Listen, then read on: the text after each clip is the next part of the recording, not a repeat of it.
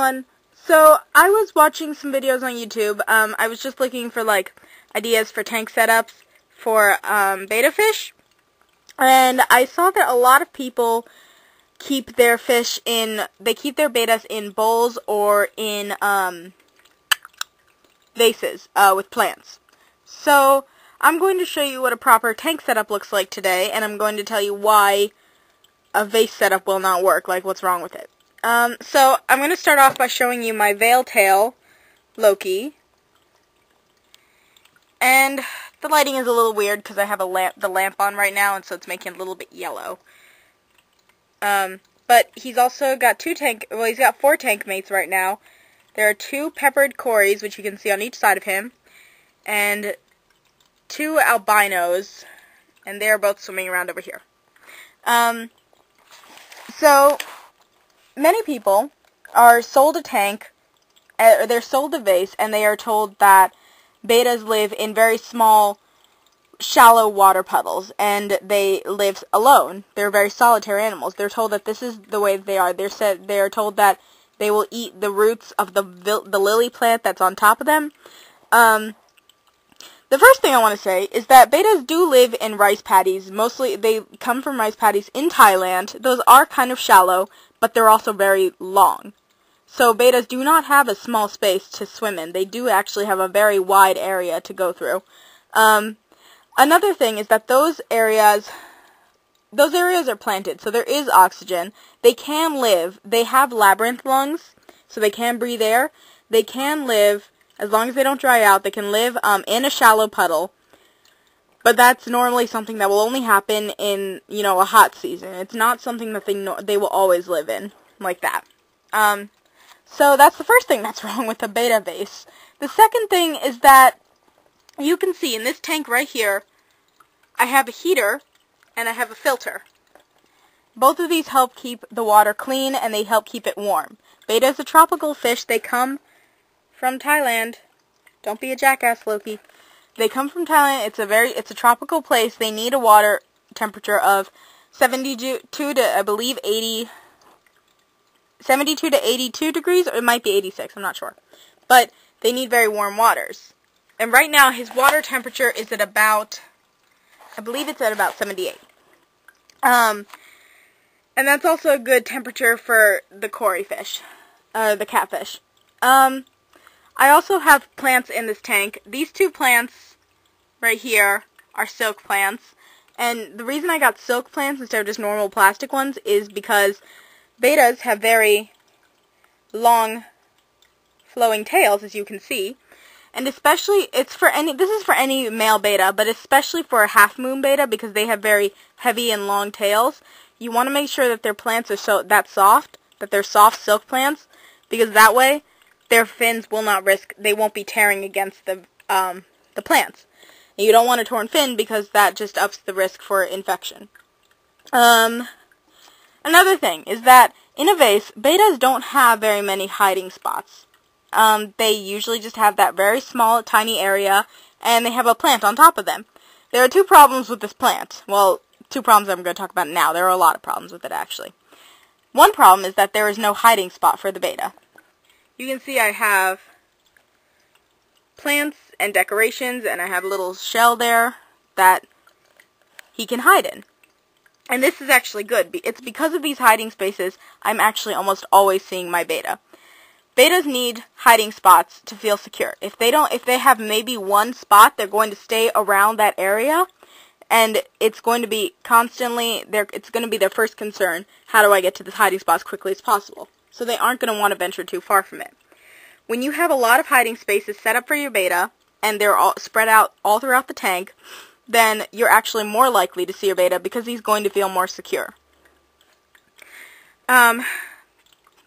The other problem with the plant is that the plant is usually so large that it actually blocks the surface. As I said before, the bettas have labyrinth lungs. They need to breathe air. They can actually drown. Which is why I leave an open area there, so he can get to the air if he needs to.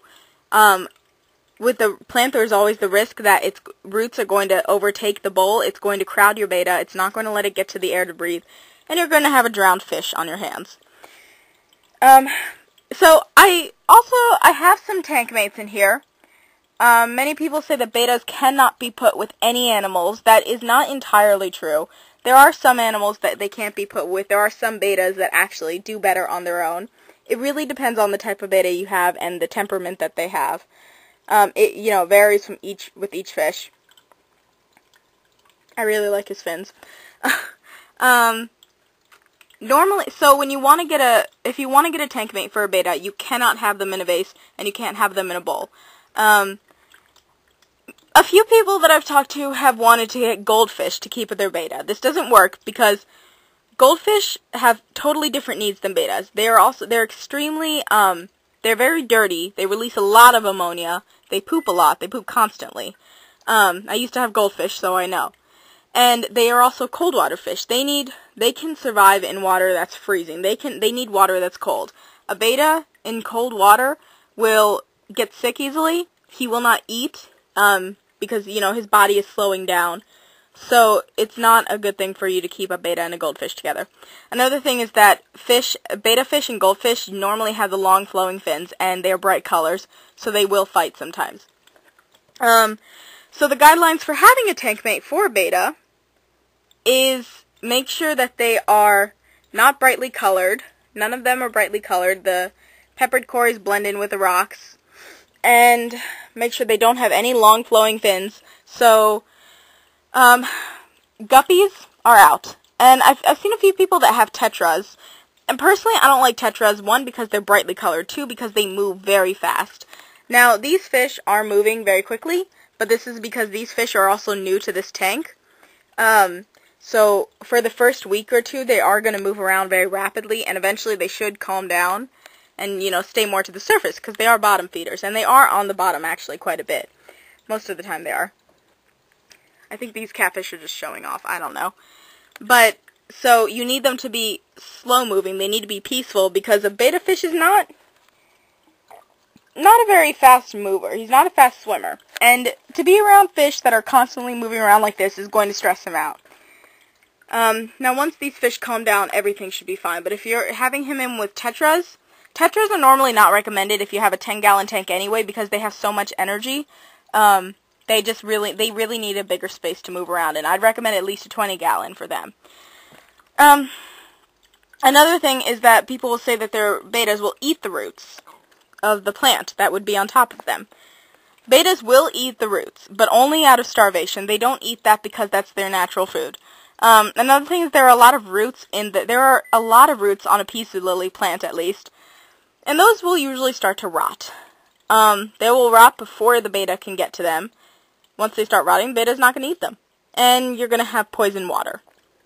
What I feed my beta, what most people should feed their betas, I believe, because betas are carnivores, I feed him freeze-dried bloodworms, and I feed him color-enhancing beta bits. These are just little pellets. And you can feed your beta beta flakes if you want. Some will take them. It really depends on the fish. I've never seen a beta that actually would take flakes. So, I think that might be it. So, I think really what I'm just trying to say here is I'm trying to show you the proper tank setup. I'm trying to show you, there are better ways to keep your beta than a vase. Another thing is you have to change the water constantly with a vase. A lot of people, I guess, they want a vase because it's cheaper and it's less maintenance, but it might be cheaper, but you're also kind of wasting money on a fish that's going to die in like a year or something. So, betas can live for up to 4 years. I had a 20-gallon tank with a beta in it, and he was a really aggressive fish, so he was the only fish in the tank. And he lived for about 4 to 5 years. And that's a good lifespan for a beta in captivity. But with this tank, with the 10-gallon tank, I can get away with doing a 10% change, or 25% change every week. With a small vase, you would have to do 100% water change twice a week. Sorry, my camera, again, shut off at 10 minutes. But I was saying that with a small vase, you have to do a 100% water change maybe every 2 weeks, or 2 weeks, 2 times a week. Sorry. The problem with this is that 100% water change, you're obviously going to have to move your beta, and that constant movement will stress him out.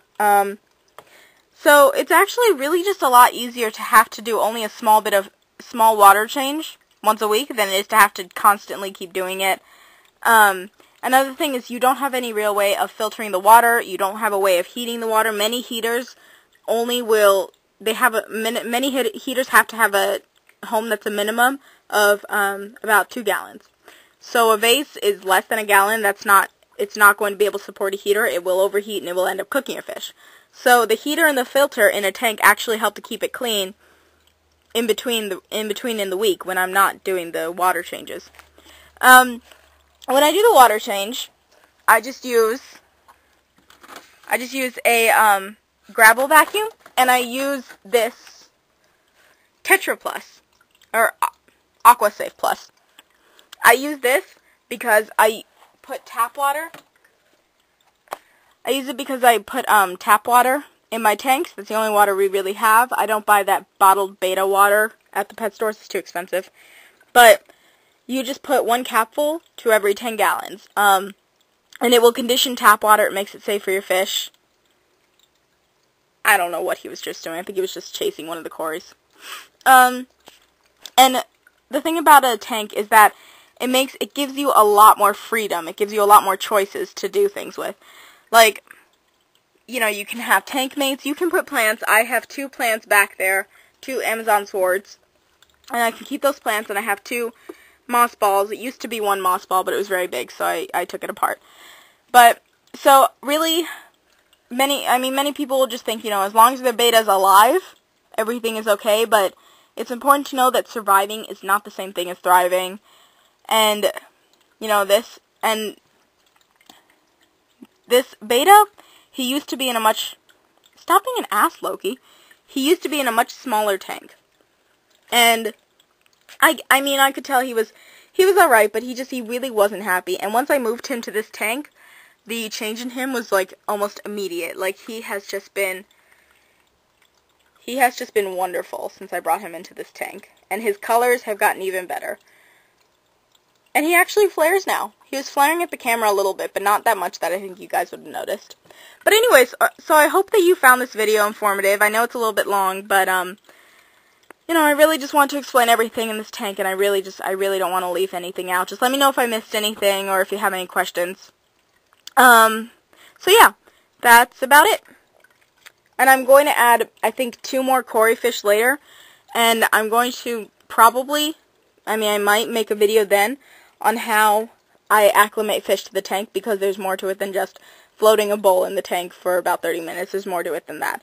So, I will probably make a video then, and I will talk to you guys later. Loki. Yep, no interest. Alright, bye guys.